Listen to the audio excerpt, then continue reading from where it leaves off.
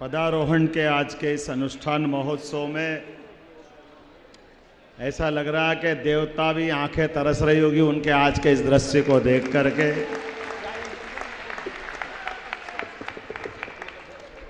आचार्य समय सागर जी महाराज का पदारोहण और हम सब मानव चक्षुओं से अपने दृश्य को समझने की कोशिश करते रहेंगे, लेकिन समझने के लिए मुझे लगता है कि जब तक आपका आशीष नहीं मिलेगा हमको सच्चे अर्थों में ये हमको समझ में ही नहीं आएगा कि ये हम कौन सी दुनिया में पहुंच गए।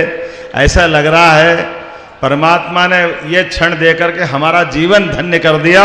मैं आपको प्रणाम करता हूँ, वंदन करता हूँ, समस्त मुनिवृंद को, समस्त अतिथियों को, समस्त साधकों को। हमारे अपने इस भारत की विशेषता है, परमात्मा की कृपा है। इस पृथ्वी पे कई जन्मों के पुण्य के बाद हमको इस मृत्यु लोक में ऐसे कुछ क्षण मिलते हैं जो हम अपने जीवन को धन्य कर पाते हैं। और ऐसे में कोई हमारे ऐसे मानव से महामानव और महामानव से देवत्व को सीधे धारण कर ले, ऐसे देवता के दर्शन हो जाए तो वाकई जीवन धन्य हो जाता। आनंद में ऐसा लगता है कि परमात्मा हमको अब इस घड़ी के बाद कुछ बचा नहीं, सब कुछ प्राप्त हो गया। मैं और सौभाग्यशाली हूँ,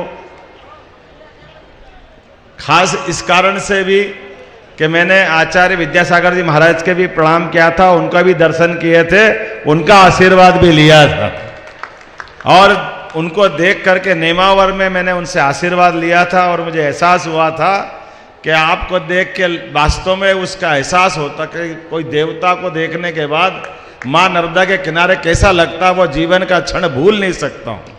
लेकिन अपने जीवन काल में जीते जी वो देवत्व को धारण कर गए और आपकी कृपा से महाराज जी हमारी सरकार बनी तो हमने पहले कैबिनेट के पहले निर्णय में कुछ बातें इसी प्रकार से जोड़ी जिसके कारण से हमारी सनातन संस्कृति युगों युगों से दुनिया में अलग प्रकार से जानी जाती है। कुछ हटके नहीं किया तो नियम से ही, लेकिन नियम का पालन नहीं कर रहे थे, उसको कैबिनेट में हमने लागू कर दिया।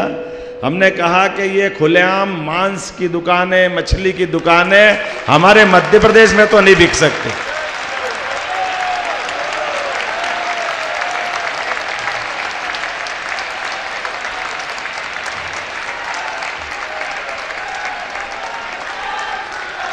और केवल आदेश नहीं दिया, हमने कहा कि अगर का आदेश का उल्लंघन पाया जाएगा तो वो वहां नहीं रहेगा जिसके हक में ये है कि वो उसका पालन करना चाहिए। इसलिए त्वरित गति से उसको पालन भी कराया गया और ये करके किसी पे एहसान नहीं किया। हमने अपने मूल धर्म का पालन किया जिसके आधार पर संविधान की शपथ ली थी। और वैसे तो ये समय आपके उस दृश्य को निहारने का है, कई सारी बातें हो सकती है, लेकिन यशस्वी प्रधानमंत्री को जरूर स्मरण करना चाहूँगा जिनके नेतृत्व में नई शिक्षा नीति 2020 लागू हुई है, जिसके माध्यम से हमारी वो गौरवशाली परंपरा जिसके कारण से भारत को भारत के रूप में जाना जाए, हमारे अपने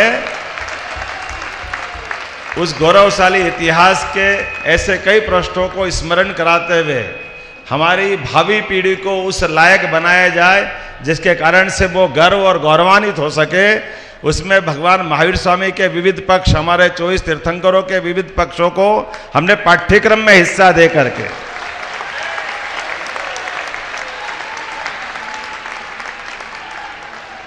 मध्य प्रदेश की शिक्षा नीति में इस बात को हमने जोड़ा है कि आखिर हम अपने मानवोचित गुणों को संसार के सामने रखना चाहते हैं तो हमारी भावी पीढ़ी को उससे जरूर परिचय कराना चाहिए जिसके कारण से वो अपनी संस्कृति पे गर्व कर सके।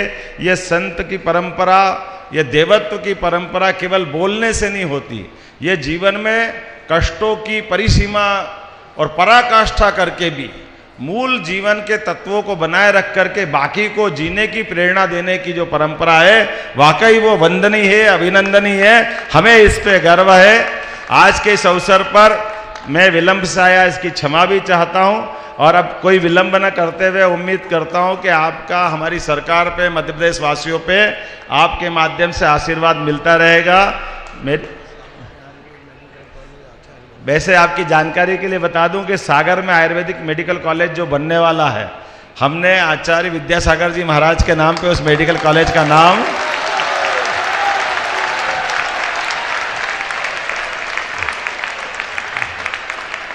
और ये केवल नाम करके हमारे केवल सुखानुभूति नहीं हुई, बल्कि आयुर्वेद की उस चिकित्सा पद्धति को भी नमन करते हुए महाराज जी के उस इशारे को समझते हुए कि हमारे यहाँ इस संस्कृति में वो सब कुछ है जिसको ध्यान से देखा जाए, और ऐसे में एलोपैथी की तरफ भगने के बजाय आयुर्वेद के माध्यम से भी उस पुरानी परंपरा को नमन करने का मौका मिला, प्रणाम करने का मौका मिला।